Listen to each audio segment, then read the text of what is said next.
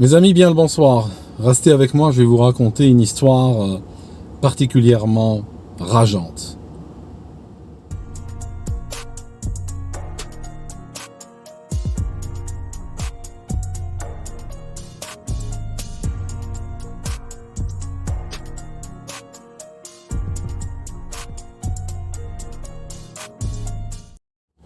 Bienvenue sur ce canal. Aujourd'hui, on va aller aux États-Unis en 1996.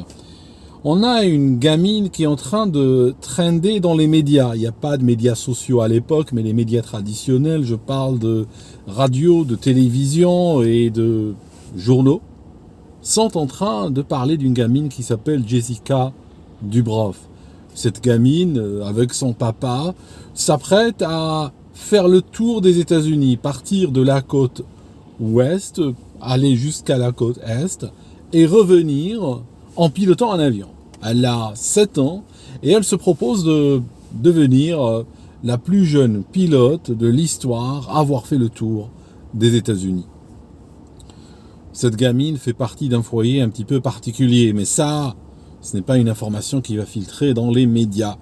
Les médias cherchent à créer des histoires glamour à partir de n'importe quoi.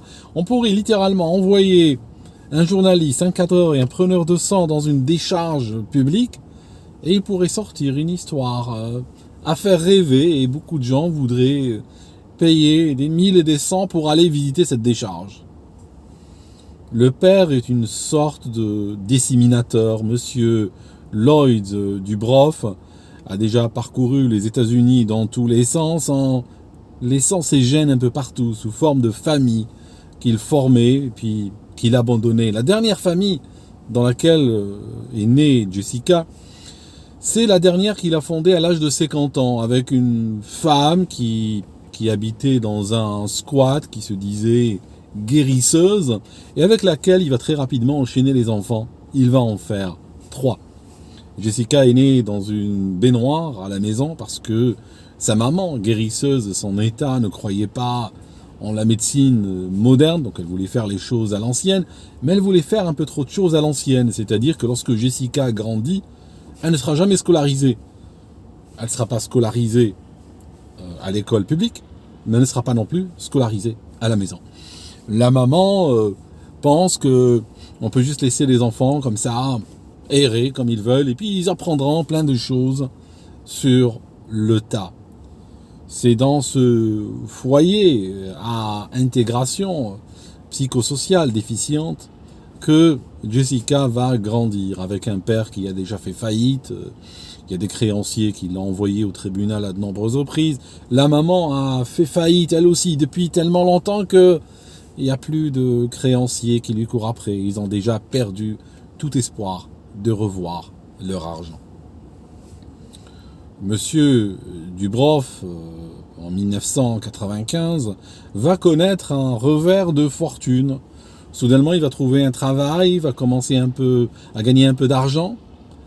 Et là, une histoire va naître dans sa tête. Au départ, il va emmener sa fille dans un aéroclub local. Elle va faire un vol avec un instructeur, une sorte d'ancien vétéran du Vietnam, qui avait un avion, un Cessna 177, et puis qui va faire un vol avec la petite. Assez rapidement, une idée assez folle va naître. On ne sait pas vraiment dans la tête de qui elle va naître. Il semblerait que ce soit dans la tête de la maman. Et en fait, les parents vont sortir un plan. Le plan, c'est justement de faire en sorte que la petite Jessica devienne la plus jeune pilote à faire le tour des États-Unis, faire un tapage médiatique autour, apparaître à la télévision, devenir célèbre, pourquoi pas écrire des livres, pourquoi pas signer des accords avec le cinéma ou autre, mais en tout cas c'est dans une Amérique qui rêve de ce genre d'histoire, ils pensent tenir un bon filon, et ils ont raison. 1996, les préparatifs du vol vont bon train, et puis la maman commence à plein temps à téléphoner aux médias. Au départ, c'est un journal local qui en parle, par la suite c'est repris par une petite radio, et puis progressivement, au fur et à mesure qu'on s'approche de la date du 10 avril 1996, la date du départ du vol depuis la Californie, la frénésie médiatique devient de plus en plus palpable. Le père, cette fois-ci, pratiquement à toutes les étapes où l'avion va passer la nuit, a des rendez-vous sur des plateaux de télévision. On a des grandes chaînes, on a des chaînes nationales cette fois-ci. On ne parle plus de la petite chaîne d'étudiants. On a de grosses chaînes de télévision qui sont capables de toucher un public sur tout le continent, voire même à l'international. Le 10 avril, le petit Cessna va décoller. À son bord, il y a Jessica assise à gauche, à la place du pilote. Traditionnellement, sur ces petits avions, le pilote s'assoit à gauche parce que tout simplement, il n'y a pas le double des instruments. Le cockpit est trop petit pour avoir le double des instruments. Donc, elle s'assoit à gauche. Comme elle ne peut pas arriver aux commandes ni voir dehors, ils vont l'asseoir sur une sorte de siège auto, un petit peu cannibalisé pour l'occasion. Ils vont installer sur les palonniers, au niveau des pieds, ils vont installer des cales en aluminium qu'ils vont fixer. Comme ça, elle pourra toucher avec ses pieds les palonniers. Et puis, l'avion va décoller sous les applaudissements d'un certain nombre de gens qui sont venus pour leur souhaiter une bonne chance. Et de la chance, ils en auront besoin. La première journée va être particulièrement fastidieuse. 8 heures de vol, 2 escales. Dans ces petits avions, même un vol local de une demi-heure, 3/4 d'heure, on est déjà content d'arriver. Le confort est extrêmement limité. C'est du niveau confort d'une AMI 8 ou d'une 2 chevaux. Les appareils ne sont pas climatisés, ils sont pas pressurisés. Ils sont pas faciles à piloter. Au début, c'est sympa, au bout d'une demi-heure, 3/4 d'heure, mais au fur et à mesure que les heures passent, on se rend compte que le confort est limité. 8 heures de vol, ils arrivent à Cheyenne, dans le Wyoming. On est dans une zone où les montagnes commencent à montrer le bout de leur nez. Cheyenne, dans le Wyoming, est à 6100 pieds. Donc c'est déjà quelque chose d'assez haut, en particulier pour un avion dont la performance n'est pas énorme, surtout avec 2 adultes et une gamine, c'est déjà très très limite. Ils atterrissent sous les applaudissements, ils sont accueillis par un parterre de journalistes venus voir cette américaine, cette curiosité. Elle est là, elle a sa casquette et tout, et puis elle parle aux journalistes. Et au fur et à mesure, on réalise que c'est une fille qui est manipulée à 7 ans. À 7 ans, c'est un bébé glorifié, littéralement. À 7 ans, une gamine, elle t'emmène dans le supermarché, elle te dit que j'arrive pas à marcher, que je suis fatigué, porte-moi. Et quand tu la portes, elle va dormir sur tes épaules. C'est une enfant qui joue avec des poupées, qui joue avec des avions en papier à la rigueur. C'est pas du tout une enfant qui a la vision cognitive de devenir célèbre ou de battre un record ou même de piloter un avion. Les images de l'époque sont assez poignantes quand une journaliste lui demande sur un ton presque maternel « Est-ce que tu as peur? Est-ce que tu es inquiète ?» Elle détourne la tête, elle regarde l'avion, elle ne sait pas trop quoi répondre. Mais on sent un malaise, on sent une gamine qui est complètement projetée dans cette aventure, dans ce cirque médiatique par des adultes qui lui disent quoi dire, qui lui mettent les mots à la bouche et puis qui défendent ce projet complètement odieux. What do you think about when you're up in a plane? Well, you gotta think about not crashing or doing any mistakes like that. Do you ever think about, does that scare you? No. You seem pretty fearless. Yeah. Lorsqu'ils vont à l'hôtel, ils sont conduits par un responsable d'une radio locale. En cours de route, il va leur parler de météo. Il va leur dire, vous avez jeté un coup d'œil sur la météo de demain. Il y a un front qui arrive, il y a un front chaud. Les images de l'époque montrent une pluie et des nuages qui sont consistants avec une approche d'un front chaud.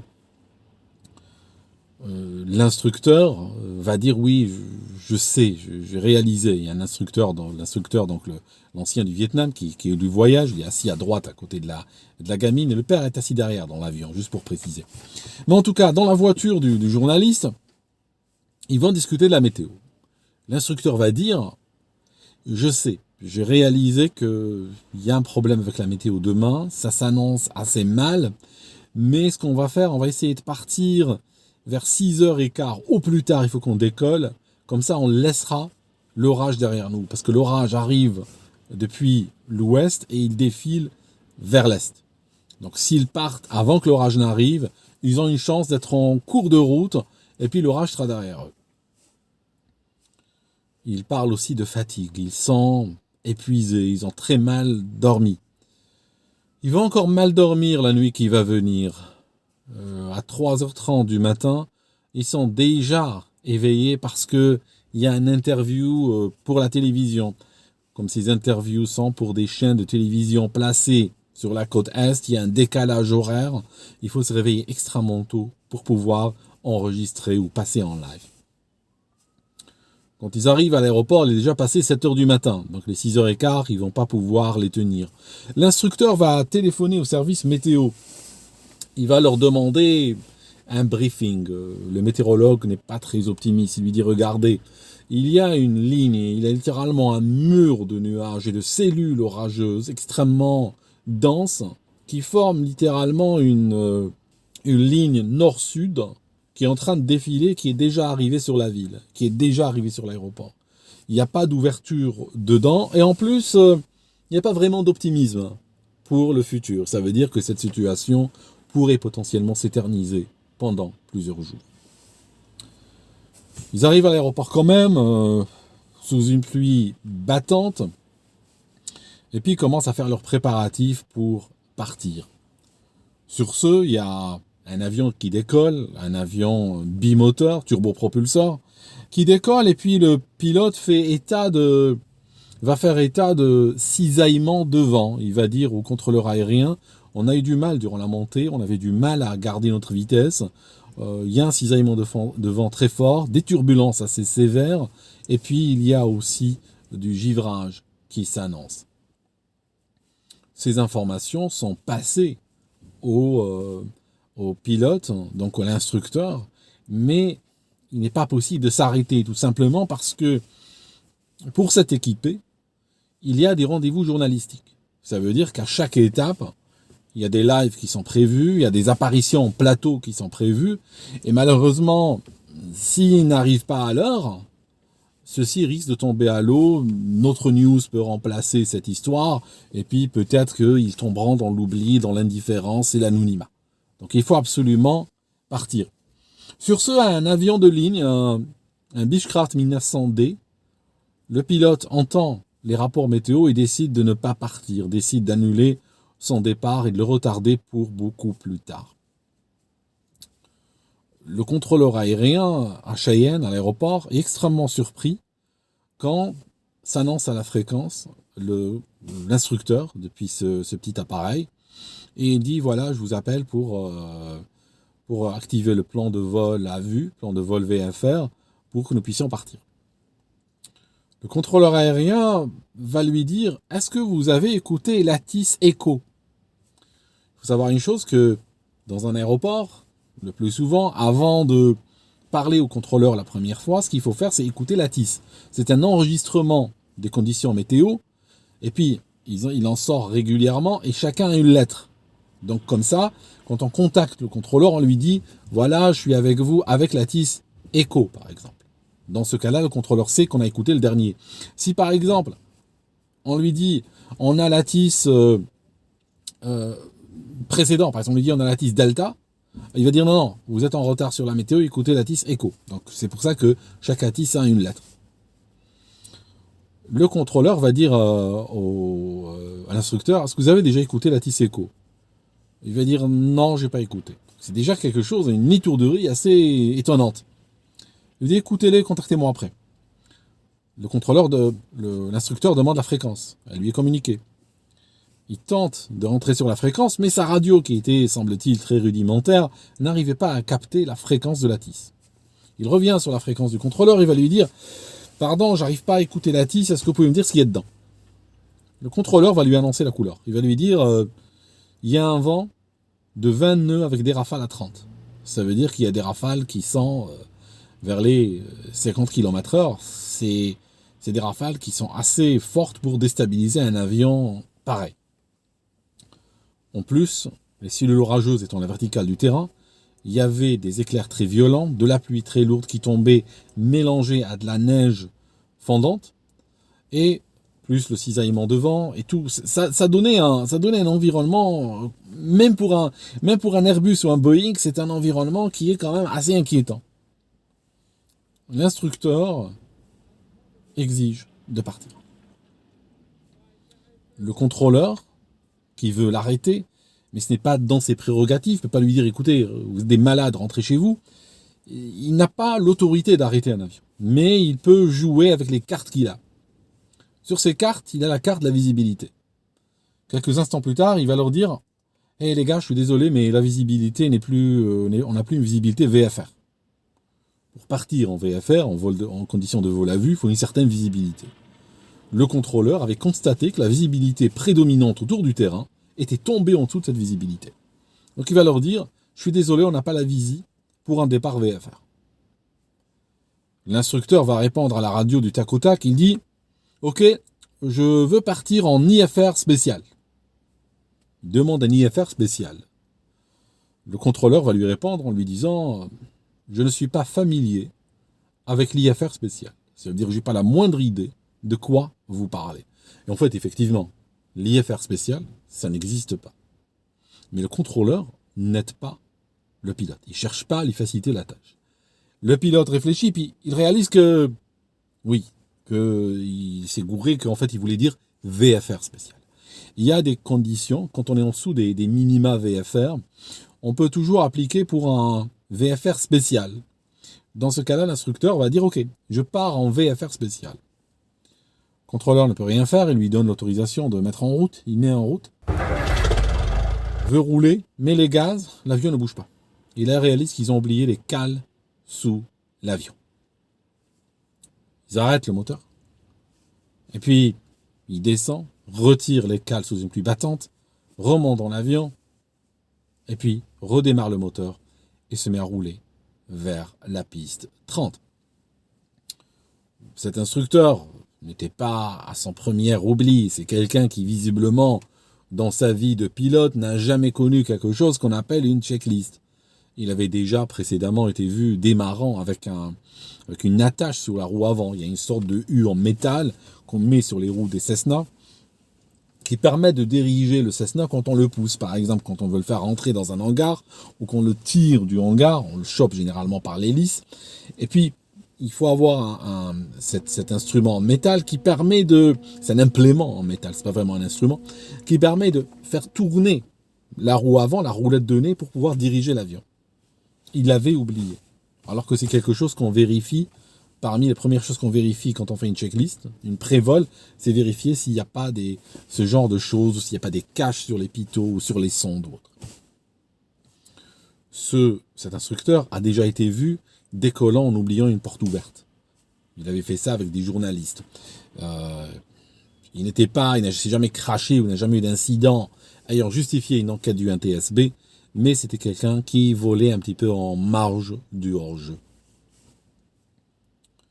L'avion roule, arrive donc en piste, ne s'arrête pas pour faire le test des magnétos et tout ça. Et puis, sur ce, il reçoit l'autorisation de décoller, met les gaz et accélère. Dans cet avion, on a Jessica à gauche qui pilote. On a à sa droite cet instructeur qui, normalement, alors sur le plan officiel, c'est lui le pilote. Parce qu'elle n'est pas qualifiée par la FAA, n'a pas de certificat médical, n'a pas de document, n'a rien du tout. Elle est sur le plan de la loi, elle est passagère, vraiment. Mais elle est censée piloter. Quoique, on doute fort qu'ils eût été assez fous pour lui donner les commandes dans des circonstances aussi épouvantables. Assis à l'arrière, il y a le papa, il y a le père. Le père, un gars énorme, d'ailleurs tellement énorme, il fait 1m95, qu'il a été refusé l'US Air Force, il avait toujours voulu devenir pilote, mais l'US Air Force l'a refusé. Ils ont dit, un gars de ta taille, c'est trop grand, on ne pourra jamais te faire rentrer dans un avion de combat. Malheureusement, les avions de combat, quand on est dans le cockpit, il ne faut pas être claustro, c'est relativement petit. Donc il y a des limites de taille. Mais par projection sur sa fille, il faisait de l'aviation. À sa droite, il y avait une grosse caméra. On n'a pas de GoPro à l'époque, on n'a pas de téléphone, smartphone avec des caméras. À la chaîne ABC, lui a donné une caméra de production et un lot de bobines pour qu'il puisse immortaliser, n'est-ce pas, le voyage. Il y avait aussi des sacs avec des prospectus et des casquettes et des cadeaux qu'ils allaient distribuer en cours de route pour les donner aux gens qui viennent les soutenir. La maman avait fait des appels, elle a dit « Allez soutenir ma fille », elle a donné les étapes pour aller atterrir. « Ramenez-lui de la nourriture vegan », disait-elle aux médias. Et les gens, justement, répondaient à ce genre d'appel. D'ailleurs, la programmation du voyage, qui devait durer 7 jours, 51 heures de vol, un véritable marathon ultra optimiste, avec un avion de ce type, un Cessna 177, encore une fois, laissait à désirer. Sur le plan de la météo, comme on vient de le voir, mais aussi sur un autre plan. Par exemple, un des aéroports en chemin était fermé. Il était fermé pendant toute la semaine où ils pensaient atterrir. Ça prouve que celui qui a organisé le vol n'était pas extrêmement précis. En tout cas, bon an, mal an, l'appareil était extrêmement lourd. Il dépassait la masse maximale autorisée au décollage. Autre chose ce jour-là, malgré la neige fondante qui tombait, il faisait chaud à l'aéroport de Cheyenne. La température était plus élevée que ce qu'elle devrait à 6100 pieds, de sorte que, en réalité, l'altitude pression était près de 7000 pieds. C'est-à-dire que ce que voient les avions, en fait, ce que voient les ailes des avions, les ailes des avions ne voient pas vraiment l'altitude. Voit l'altitude densité, c'est-à-dire c'est un croisement entre l'altitude et la température. À altitude constante, dans son aéroport donné, plus il fera chaud, s'il fait plus chaud que la moyenne par exemple, l'altitude densité sera plus élevée. Et donc, ceci occasionnera un affaiblissement des performances de l'avion. Ce jour-là, ce 11 avril 1996, l'altitude densité à Cheyenne flirtait avec les 7000 pieds. À 7000 pieds, ce genre de coucou, ce genre d'avion, quand l'hélice tourne, on a l'impression qu'elle brasse l'air, on a l'impression qu'elle donne aucune puissance. Autre chose par rapport aux moteurs. Les moteurs à piston, comme ceux qui équipent cet avion, c'est un monomoteur. Il a un moteur qui est calibré au niveau de la mer. Les moteurs de type Lycoming et autres sont calibrés pour le niveau de la mer. Ça veut dire que si on est en altitude, il faudra régler autrement, il faudra réduire la manette de richesse. Ça signifie dans ces avions, il y a typiquement, si l'hélice est à pas fixe, on a une manette noire, hein, c'est la puissance, c'est les gaz. On a une manette rouge, c'est le mélange. Si on la pousse à l'avant, mélange riche, on injecte plus de carburant. Si on la tire vers soi, on réduit la quantité de carburant injecté. D'ailleurs, si on la tire complètement, on arrête le moteur. C'est comme ça qu'on arrête ces moteurs-là. Plus il y a une manette bleue, comme dans cet avion, il y en avait une qui correspond à la gestion donc de l'hélice. Le problème, c'est que quand on décolle ou quand on opère à ces aéroports d'altitude avec lesquels ces gens n'avaient aucune expérience, il faut réduire le mélange. Parce que si on laisse le mélange à fond, il est trop riche. Trop riche, ça veut dire qu'il y a trop de carburant qui est injecté par rapport à la quantité d'air qui est injecté. Ça veut dire quoi? Ça veut dire que le moteur consomme beaucoup et qui n'est pas très efficace. Ça veut dire qu'on perd de la puissance en fait. Il y a beaucoup de carburant qui fera juste cracher avec les gaz d'échappement et qui ne sera pas brûlé. La manette était, semble-t-il, au riche. L'avion accélère vers son sort. Il prend son envol, fait face aux réalités, fait face à un vent terrible, à des cisaillements de vent, à des turbulences. Et puis on le voit partir à droite, donc il va tourner vers la droite. On le voit avoir du mal à prendre de l'altitude. Et puis, à un moment donné, ce qui devait arriver arrive. À un moment donné, l'avion va décrocher, piquer du nez et tomber littéralement à 70 degrés. Ça veut dire tomber littéralement le nez en premier. 70 degrés de piqué. Bien sûr, ce genre de piqué transforme l'avion en accordéon. D'ailleurs, les dégâts dont parle le NTSB sont des dégâts en accordéon, correspondant à un impact, le nez en premier, contre une surface solide, contre le sol dans ce cas-là. Il tombe sur un trottoir et sur une route juste à côté d'une maison. Les occupants sont bien entendu tués sur le coup. Il semblerait que c'était l'instructeur qui avait repris les commandes au dernier moment, mais qui n'avait rien pu faire. Les tests faits par le NTSB ont démontré que malgré le surpoids, malgré l'altitude pression, malgré l'erreur sur le mélange, malgré la météo, l'avion aurait pu quand même voler, mais il aurait fallu un pilote chevronné, extrêmement chevronné. Sauf qu'un pilote chevronné n'aurait pas décollé déjà par une météo pareille. Le shérif local a dit que ces gens sont morts en héros. L'Amérique aime bien fournir des héros dans les situations les plus tragiques. Il a dit qu'ils sont écrasés juste à côté d'une maison, donc on imagine qu'ils faisaient tout pour l'éviter, que c'était leur dernière préoccupation. La réalité, c'est que quand un avion tombe, il n'y a personne qui contrôle rien du tout. C'est très difficile dans un décrochage avec le nez à 70 degrés sous l'horizon de contrôler quoi que ce soit. Donc ils sont tombés là où ils sont tombés. C'est juste un miracle qu'ils n'ont pas touché la maison et tué plus de personnes au sol. La maman s'est élevée pour dire il faut laisser les enfants voler. Il faut les laisser poursuivre leurs rêves et que sa fille est morte en faisant ce qui lui plaît. On a trouvé dans la poche de la gamine une lettre manuscrite adressée à Bill Clinton, le président de l'époque. Elle lui disait « Je vais passer à côté de Washington. Est-ce que vous ne voudriez pas venir me rendre visite, peut-être même voler pendant 15 ou 20 minutes avec moi ?» Auquel cas, son avion aurait répondu à l'indicatif Air Force One. Parce qu'aux États-Unis, l'Air Force One, c'est pas le Boeing 747 bleu et argenté qu'on voit des fois quand les présidents américains se déplacent. C'est plutôt n'importe quel avion qui transporte le président des États-Unis aura l'indicatif automatiquement de Air Force One. Donc ce petit Cessna 177, ces adultes, parce que ça l'a écrit sous dictée, espéraient qu'il devienne pendant 15 ou 20 minutes un Air Force One. Le fait est que ceci a attiré quand même l'attention de Bill Clinton et le Sénat a fait passer une loi aux États-Unis qui interdit les records avec les enfants, qui interdit que des enfants touchent aux commandes, soient impliqués dans la gestion d'un avion, le pilotage d'un avion, dans le but de faire quelque chose d'exceptionnel, un record quel qu'il soit. D'ailleurs, avant le départ, le papa de Jessica, M. Lloyd Dubroff, avait contacté le livre Guinness des records. Ils ont dit qu'ils ont eu trop de soucis avec des gamins qui tentent des records. Donc, ils ont déclaré qu'ils n'étaient pas très chauds pour certifier le record. Donc, ils n'allaient pas le certifier de toute manière. C'est une gamine qui a été sacrifiée par des adultes. En termes de responsabilité, sur une échelle de 100, sa responsabilité à elle est de 0.